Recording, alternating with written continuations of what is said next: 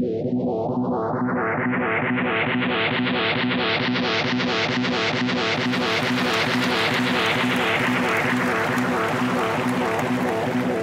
three panelists today will be Frank, who's an old friend, who's the editor of the New Republic, Ruth Marcus, who is a columnist and editorial page. Are you an editor, Ruth? Is that just a writer? Writer. Just a writer of the editorial page of the Washington Post, and John Heilemann of New York Magazine. And what I just want to put on the table, I mean, here's how I just want to start it, and we're just going to go in order. And not all of you were able to be here all day, but we really heard a lot of thinking about how the world, not necessarily American politics, but how the world is facing a whole set of transformations, technology, the way that global politics are changing, the way global economics are playing out. And I think that as what I started the day with is I had three quick observations. First of all, that I think, I argued that we are seeing the beginning of a whole new demographic reality for the United States. We've had the rise of millennials, Hispanics. We're seeing, the country has gone from being 11% minority to 33% minority just in the last 40 years. And when you look at the Democratic candidates for president, this cycle we had a Hispanic from the Southwest of Mexican parentage. We had Senator Clinton, obviously, Barack Obama, John Edwards, a populist in the New South. And you really began to see, all in one election, right? We went from having our candidates be largely white men, right, throughout our history, to now a much more diverse field, really reflecting the emerging demographic reality of 21st century America on the media and technology and the way we all communicate, which was talked about today in various panels. We're seeing the arrival of things like YouTube and Facebook and social networking sites and what I call the virtuous cycle of participation, where we've seen unprecedented levels of participation in terms of voting and people taking steps and actions on behalf of candidates. I think we believe heralding sort of a whole new age of politics. And then third is what we really spoke about a lot today, is this idea that there are a whole bunch of 21st century governing challenges that we face that are different from 20th century governing challenges. Many of them are global in nature, that are affecting all civil societies, whether it's climate change or the way the economy is playing out, or how global migration is moving people around in unprecedented ways. And so we just want to take a step back from this, so all these big ideas and the big thinking today with some of the smartest people we know, and just pose the question, is that, are we in a transformational moment? Is this rhetoric reality? Where are we in this? And can America, do we see a transformational politics emerging to take advantage or to tackle some of these great challenges that the country is facing? So that's what we're going to do in this final panel. And Frank, I turn it to you. We're going to hear about 10 minutes from each of our panelists, and then we're going to open it up for questions. And thank you all for being here today. So go ahead, Frank. Turn it to your apparently B-list Matt Bai. Yeah. If he's the argument, I'm the pleasant disputation or something, like whatever the second-tier Matt Bai designation is. Never. But thanks, Simon.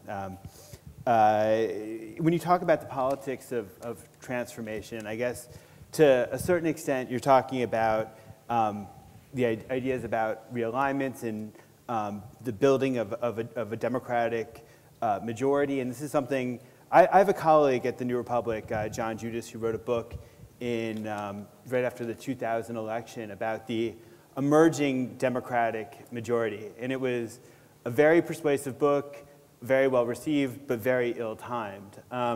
His book was essentially arguing that thanks to a lot of the shifts in the global economy, changing demographic realities, all the things it sounds like you all have been talking about here today, there was a possibility that the Democrats could build, could seize the electoral field and build a new lasting coalition. And some of the things that impressed him in this book were the ways in which professionals were tending towards the Democratic Party. So if you looked at the suburbs, looked at places like the Research Triangle in North Carolina or Northern Virginia, and you looked at the people who populated the office parks and lived in the suburbs, that thanks to the Democrats' positions on a lot of the social issues and also the economics that had emerged out of, I guess, out of the Clinton era, there was something that these people felt much more comfortable with. And then when you coupled that with the traditional Democratic base and with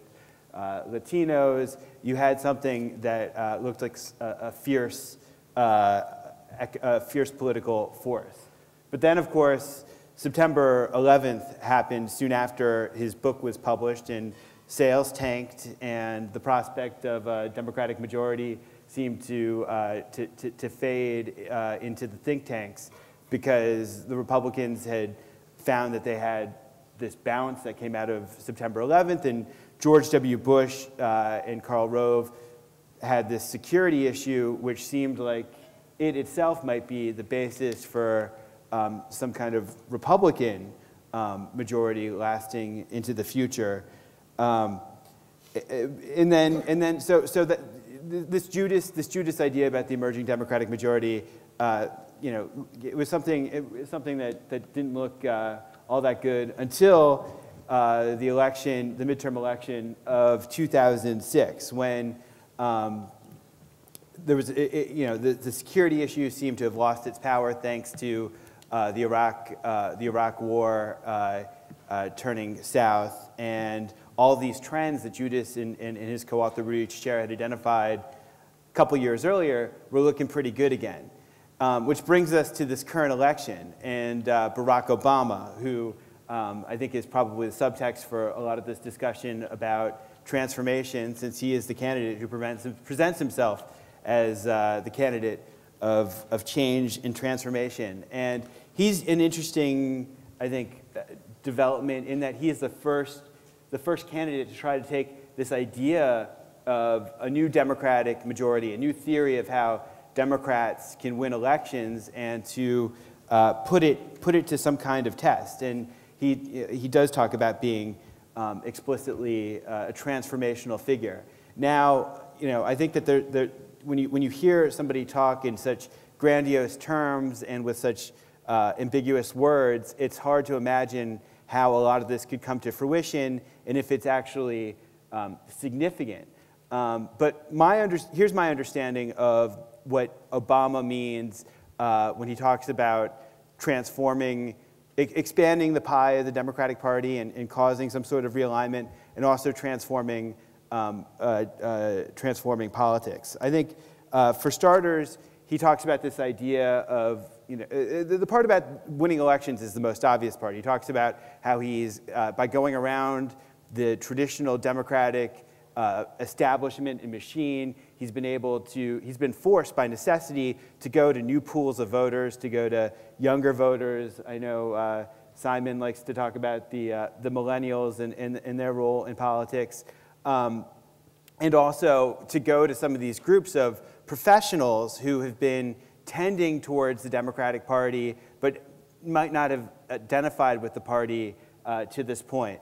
So I think that's the electoral strategy, and it involves, it seems like, a new electoral map where he's relying more on the West, the Mountain West, to compensate for potentially performing less well in some of the Rust Belt areas that have been part of the Kerry, Gore, Clinton base.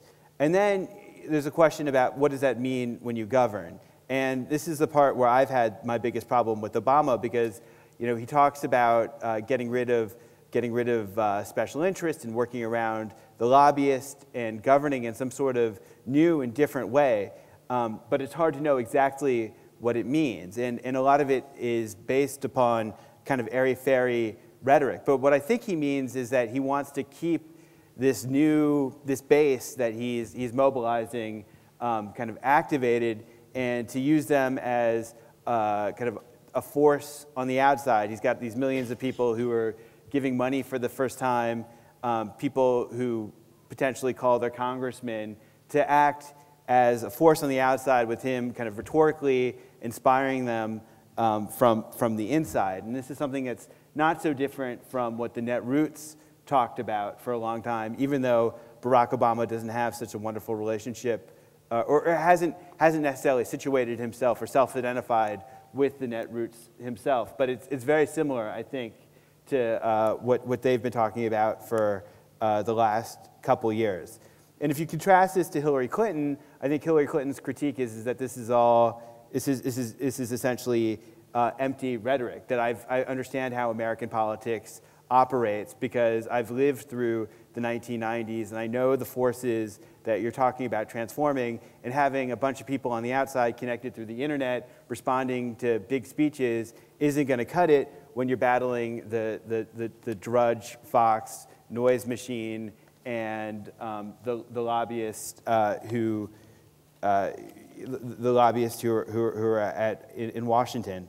And I think, when you think about the prospects for transforming American politics and creating a new Democratic majority, I think the Obama campaign has exposed some serious ideological limitations to the project. For starters, I think it's clear that Democrats don't know what to say about globalization, that they've got this base that is crying out for them to say something about job loss and the transformations in the American economy.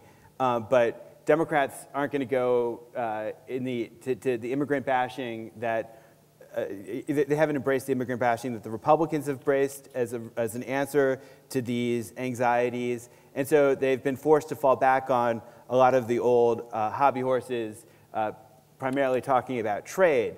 But as the Austin Goolsbee flare-up, I think, exposed, they don't really believe what they're saying about trade. And Obama's and Hillary Clinton, I think, are both pretty explicit about not wanting to really stop, standing athwart globalization, screaming stop. And so I think that as an intellectual project, there's a lot of work that needs to be done on that issue before you can start talking about a new Democratic majority. And then there's national security, which has been the bane of Democrats for decades. And I think there was this hope that the Iraq War would kind of take that issue off the table. But again, I don't think, I think that's true to a certain extent, although I think that both Obama and Clinton have stuck themselves in an incredible hole with all their talk about getting out of Iraq within a year, since nobody really believes that they're going to do that anyway, and nobody's really sure that that's a prudent approach to dealing with this mess. So they've kind of rhetorically boxed themselves in and boxed themselves in from a policy perspective, and I think it goes back to the same sort of intellectual, ideological problems that they have with globalization, is that a lot of this stuff hasn't been thought through at the highest level. So Democrats are flailing when it comes to a lot of the specifics. So them is my thoughts. I will leave it there because I see a lot of people.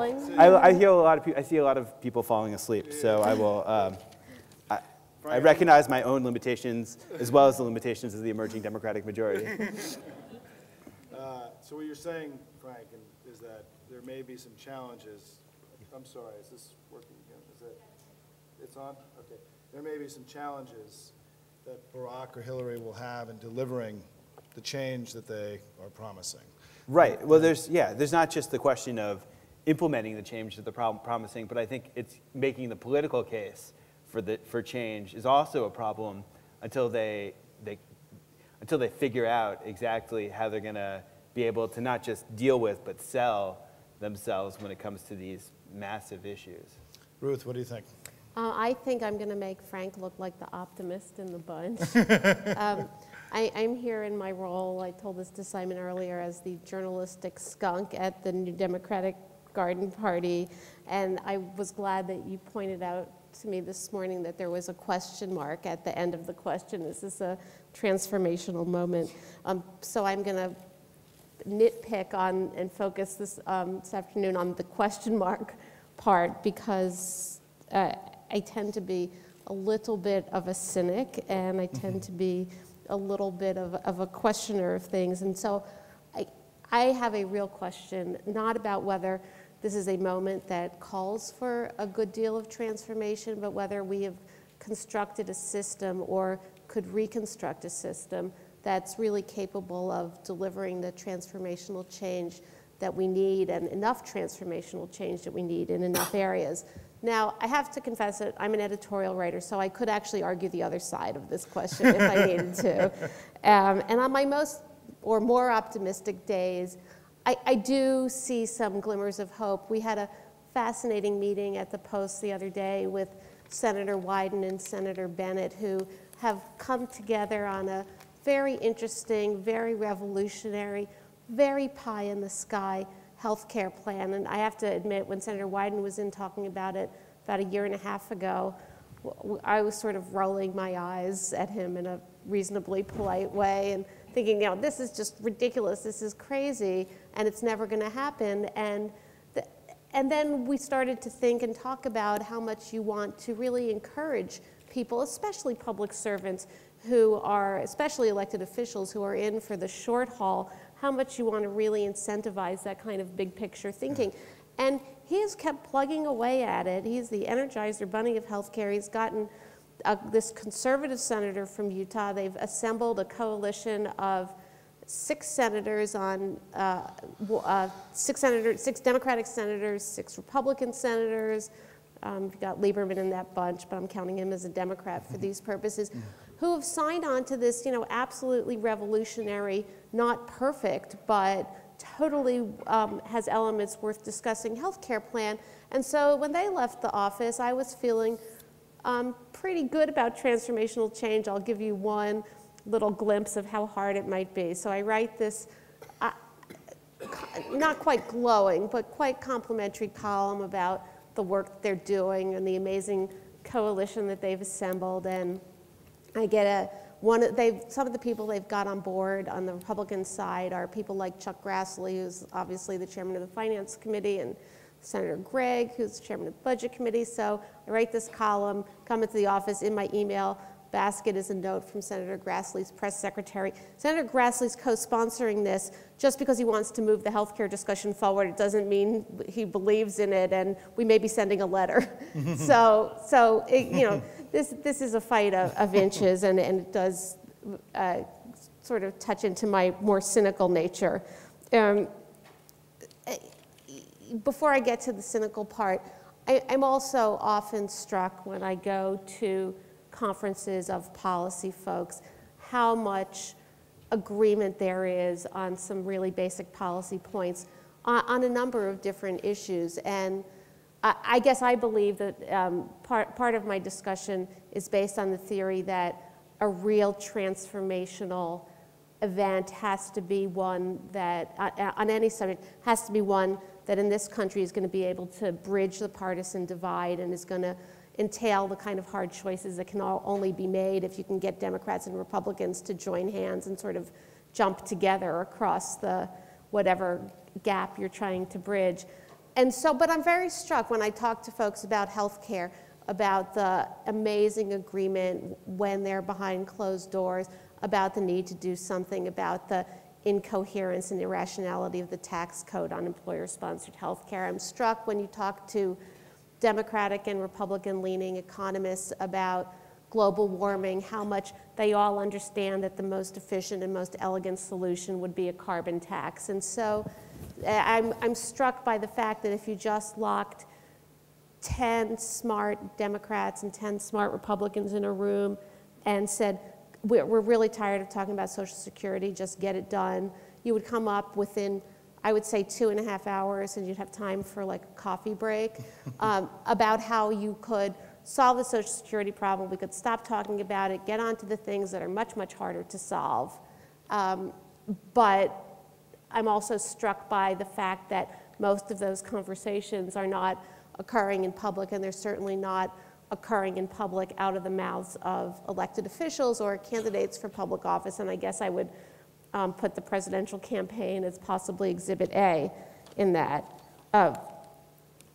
which does lead me to my more despondent days, on which I really have a hard time seeing the system as it's currently constructed, managing to digest as many of the really daunting issues that we need to address, and incapable of digesting all of them, and only potentially capable of digesting and resolving one of them. And I think the next president is going to have to pick one really big one and see if he or she, whoever he or she turns out to be, can get that done.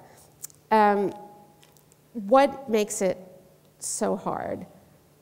I think one of the main things that makes it so hard is the fact that in order to achieve transformational change, as I mentioned, you probably need to transform the system. We had a quite interesting interview with, of all people, the President of the United States the other day, and we asked him about why he had found it so difficult to be the kind of uniter that he said he wanted to be and to achieve bipartisan solutions in, don't laugh, to achieve bipartisan solutions in the kinds of areas where one could have imagined that there was a prospect of bipartisanship, for example, immigration.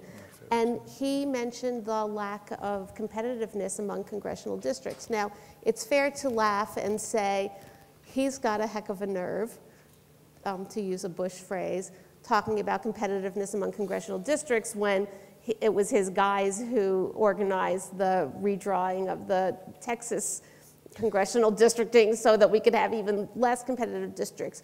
But I mean, I would point out that even he realizes, and he talked very eloquently about how you're driving folks to the fringes and making them only worry about their primaries, and you're not allowing people to coalesce in the center. And so I think one thing that may be necessary in order to achieve transformational change in this country is to make a system that's more capable of not listening to the crazies on both sides and more capable of finding the achievement in the middle. I think even if you did that, you would have a better House. You would still have a problem with the Senate. And you know, the filibuster looked really good to a lot of Democrats just a few short years ago, and it's looking very frustrating now. And I would be nervous about giving up the filibuster, and I would be also my usual pessimistic self about the possibility of changing the filibuster rules. But the Senate of the United States is a almost paralyzed body. I'm just going to give you one very small example. I have been campaigning for years to convince the Senate of the United States simply to file, as every other politician in America does on the federal level, campaign finance reports electronically so that they're not copied and then brought by hand to the Federal Election Commission, where they are scanned in and re-electronicized. And I can't get this done. And the Washington Post can't get it done. And the senators who want to get it done can't get it done. So, and it's the smallest, most trivial thing, and it's an enormous frustration. And even if you got to that, I still have questions about the role of money in politics. You know, yes, Barack Obama, most of all, has shown how you can get this bottom-up thing, but the virtuous cycle that you talked about can also be a cycle that creates non-virtuous activity. The ability to communicate with the grassroots can help energize the grassroots, but it also helps create, you know, more of the grass tops opportunities for gridlock that go on. So I'm going to stop my parade of horribles, of which I'm sure I have more, and just say I totally hope I'm wrong. I really hope we're back here in 10 years or 20 years, and you can say, I told you so, and I will be a, you know, very optimistic and cheery septuagenarian. So with that rosy scenario, I'll turn it over to you. And John, let me say that you've been out on the trail quite a bit. You've been covering both sides. You've been writing wonderfully, I think. I've loved your stuff this cycle. It's one of the reasons I'm really glad you're here. I think you've been writing very, your perspective on the election has been great on both sides so far. What do you make of all this, John? Well, yeah. I mean, I think the first thing to start with, hopefully, am I on here? Can you hear me? Is this working? Is this mic on? Good. Yeah. Okay. So that's what I've been doing for the last 6 months, is living on the road. And so I will talk a little bit today about like what's actually going on out there among actual people and whether they are actually hungry for transformational change and the extent to which the campaigns, as I see them, have tried to meet that challenge, at least in the process of campaigning, although we can't yet talk about what their governing styles would be like, but we can at least get some kind of clues, at least in terms of the way they're talking about it. The first thing I would say, I guess, is that my general perception is that the appetite for big change in America right now is real. And it's real in a way that seems to me, having covered a sequence of presidential campaigns, that it seems to me to have been growing substantially from cycle to cycle. People, I think, are more aware than we give them credit for, and are more aware than the politicians in a lot of cases, that at least in terms of how they present themselves to the public. They're more hungry for answers that are outside the lines of what is considered normal political discourse. They're even frustrated by political rhetoric that is ostensibly transformational. They're frustrated that it's not transformational enough. I mean, I think they feel like not just that Washington's messed up, because that's of course a traditional trope, but that there are these huge changes that are happening that they see in their daily lives in terms of how their kids use technology, in terms of the price at the pump, in terms of stuff that's going on in the private sector that seems like that seems more bigger and more disruptive than the way that politics tends to address it. And I think part of the reason, at least on the Democratic side this year, that there is as much enthusiasm for both Hillary and for Barack, as you've seen over the course of the last year, is that I think people do feel as though we're at a moment where I think that your intuitions are correct about this, and that there is, in fact, out there in the country an appetite and a will for there to be big change. Now, that's not to say that's going to happen, because as Ruth points out, there's huge structural issues, and there's also issues with these particular candidates. But I think it's really important to recognize that it's not actually just the people who are going out to these big Obama rallies because they want to see a rock star. That's not why people go back 3 and 4 and 5 times and take their kids and take their friends. They feel as though they're part of something that's big and carries with it kind of great potential. And I think it would be foolish for Democrats to look at that and write it off as if it were somehow faddishness, and that it's not something that is really the ultimate power. I think that Obama is right about that in fact the main way in which big change is going to happen is if the will of the people is harnessed in some way and channeled and corralled and brought to bear on the policymaking process. And that energy is a huge potential thing that Democrats have to work with right now. And it at least opens the door to transformational change. That's what I would start by saying. The second thing I'd say is that, if you think about the things, Simon, that you guys identify as big, as what the big transformations are that are going on in society, if you think about the birth and continuing rapid acceleration of the information age and the massive technological dislocations that are taking place around the globe, number one. Number two, globalization as a byproduct of that, but more broadly, the free movement of money, the increasing globalization of markets. These are huge deals. The demographic changes in the United States that you guys constantly are talking about that are very important, both in terms of the rise of the millennials and in terms of the importance of Hispanics as an electoral force and as again, a force for potential change in the country in terms of its policies.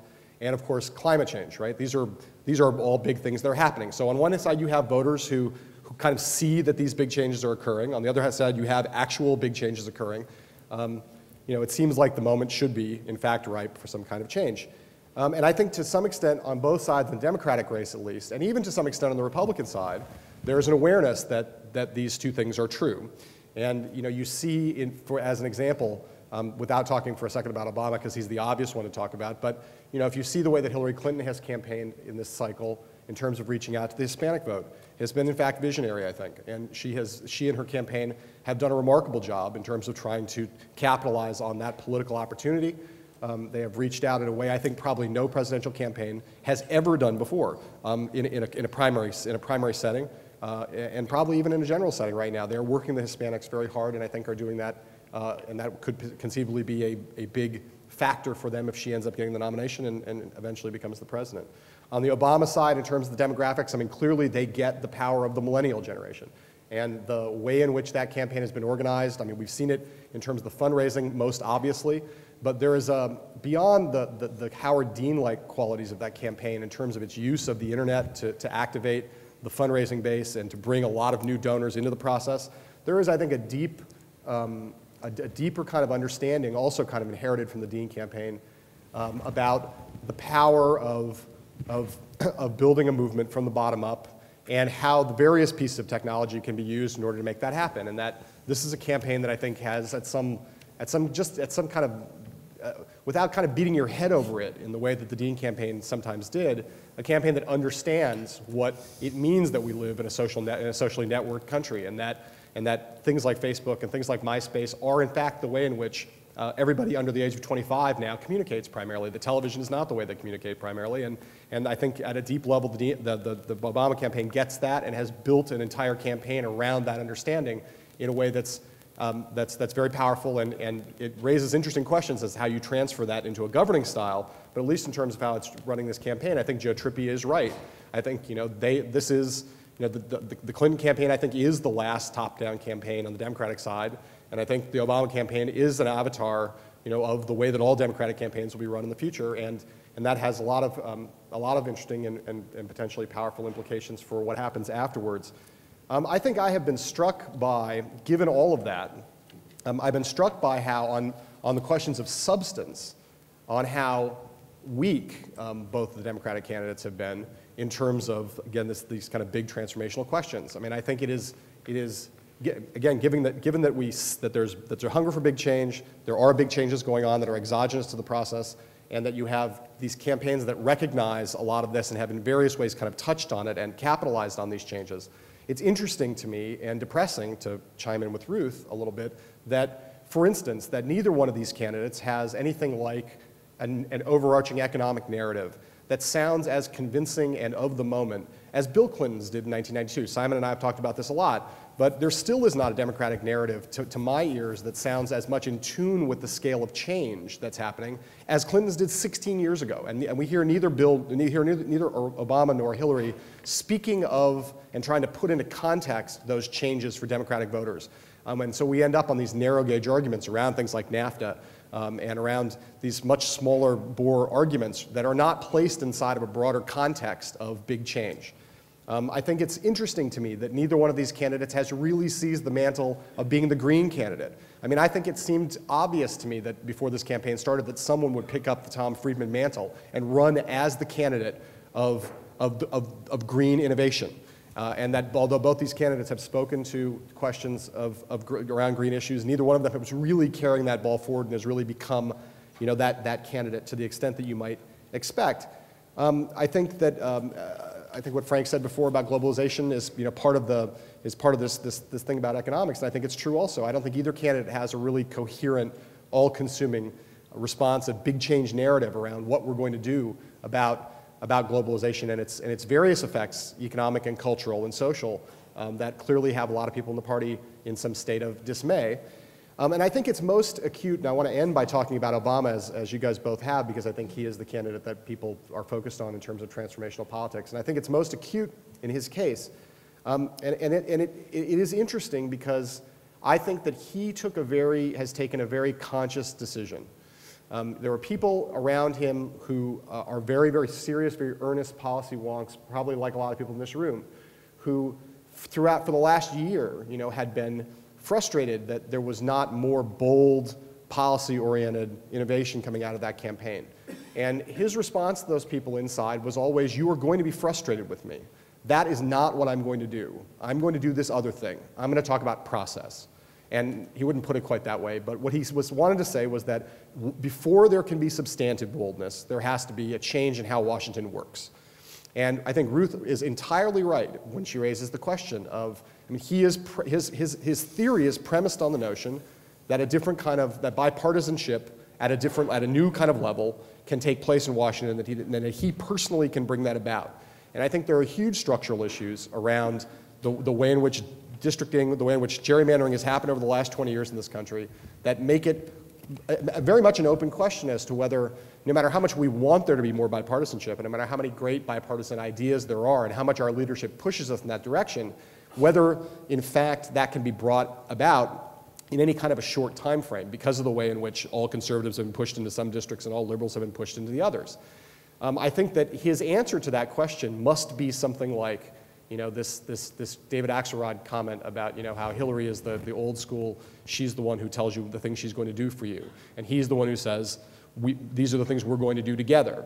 And I think it is, that his ideas about putting healthcare hearings on C-SPAN is a brilliant idea in some sense. Because I think part of what his answer to this is that bipartisanship can be overcome if we can break the gridlock that's imposed by special interests. And what are the various ways in which we can go about doing that? And he has some ideas, and I think the idea of televising the healthcare hearings on C-SPAN is one of those ideas. But I think it is an open question still as to whether the deep structural impediments to bipartisan communication that have been built up in the city over the course of the last 20 or 30 years can be broken down by even those of goodwill and transformational intent.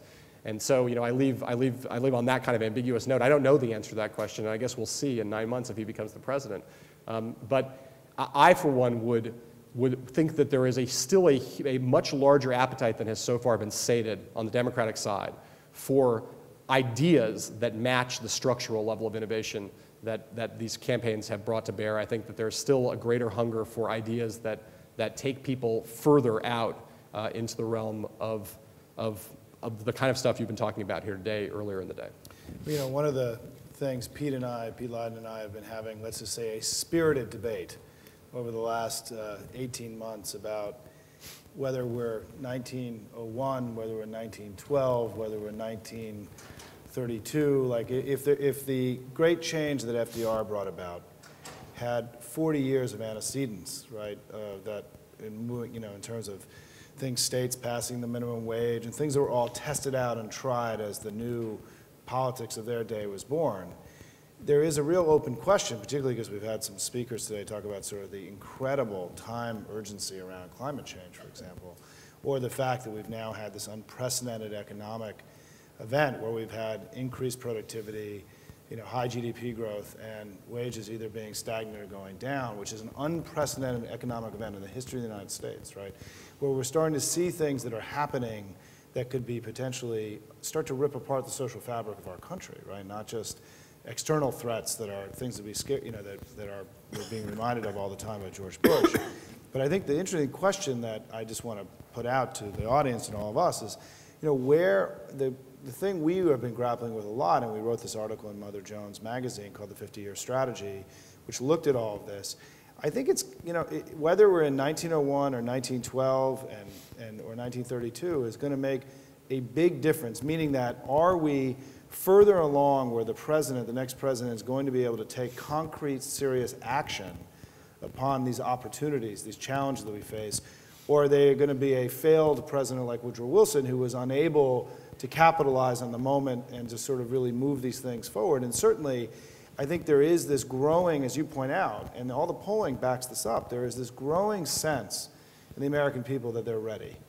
The question is the city, and are the leaders that are running for president now ready to really seize the mantle of this moment where the country seems to be ready for the next thing? And I think that's why we ended, Ruth, in a question, right? We just didn't know, and certainly, hopefully, we'll find out in an optimistic, positive way in the next few months. But that's really something we've been really spending an enormous amount of time inside of NDN wrestling with, which is this are we at the beginning of a 40-year run?